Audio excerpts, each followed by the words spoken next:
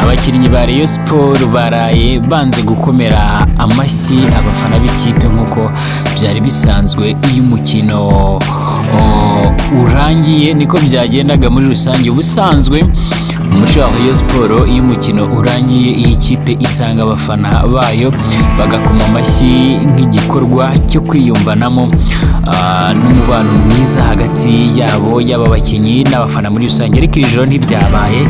Niyihe mpamvu? Reka tuyive mu muzingo, reka nguhe ikaze nkwifuriza gukomeza kugira ibihe byiza, waba uri mu Rwanda cyangwa se hakurya y'imbibi z'u Rwanda. Ndakwifuriza gukomeza kugira ibihe byiza muri rusange.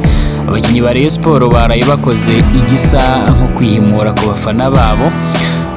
Bashimiye Gorilla FC yabatsinze banga kubakomera amashyi nyuma y'umukino ubanza wa kimwe cya kabiri y'iki gikombe cy'amahoro batsinzemo Mukura Victor Sport ibitego 3-2. Iri hangana ry'amashyi ryatangiye mu cyumweru gishize ubwo Rayon Sport yatsindwaga na Gorilla FC ibitego 3-1, abafana bakanga gukomera amashyi abakinnyi ahubwo bagahitamo kuyakomera ikipe ya Gorilla FC ndetse bavuga ko ariyo yabo. Ubwo umukino wari urangiye Rayon Sport imaze gutsinda Mukura ibitego 3-1, abafana ba Rayon Sport bashatse gukomera amashyi abakinnyi ba Rayon Sport ariko babura umukinnyi n'umwe kuko n'ubundi abakinnyi bahise bigendera ubwo umukino warurangiye. Umwe mu batoza ba Rayon Sport inyuma y'amarido yavuze ko batazongera gukomera amashyi abafana mu gihe batarabasaba imbabazi. Yagize ati ntabwo twapfa kongera gukomera amashyi abafana bacu mu gihe bataradusaba imbabazi kuko baratubabaje cyane. Umukino wa Gorilla FC baratubabaje cyane kuko n'ubundi ibintu bakoze byaradutunguye. Gutsindwa bibaho ariko ntabwo bari bakwiye gukomera cyangwa se gukorera biriya abafana ndetse n'abakinnyi ba Gorilla FC muri rusange. Abafana ba Rayon Sport ku mukino wa Gorilla FC bagaragaje umujinya, icyo gihe bagaragaje umujinya ukabije ndetse baje no gukomezaho mu gice n'ubundi cya mbere cy'umukino wa Mukura kuko bavugaga ko hari Nyigo Francis